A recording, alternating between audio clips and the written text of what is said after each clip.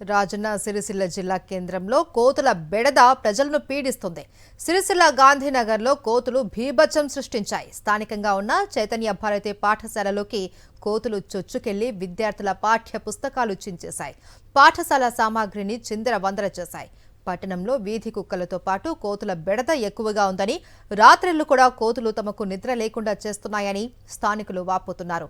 చైతన్య భారతి పాఠశాలకు కోతుల బెడద తీవ్రంగా ఉండటంతో ఒక పూట మాత్రమే క్లాసులు జరిపి పిల్లలను ఇళ్లకు పంపవలసిన పరిస్థితి ఉందని స్కూల్ యాజమాన్యం తెలిపింది. ఇక వీలైనంత త్వరగా కోతుల బెడదను నివారించేలా మున్సిపల్ అధికారులు చర్యలు చేపట్టాలి అని పట్టణ వాసులు కోరుతున్నారు.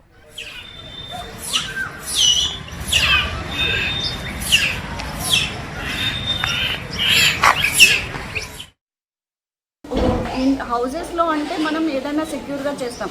ఇక్కడ పిల్లలు ఉంటారు. ఈ పిల్లలకి ఏదైనా జరిగినా కానీ చాలా ప్రాబ్లం అవుతుంది. ఇప్పుడు రేబీస్ అని చెప్పేసి వ్యాధులు వస్తున్నాయి.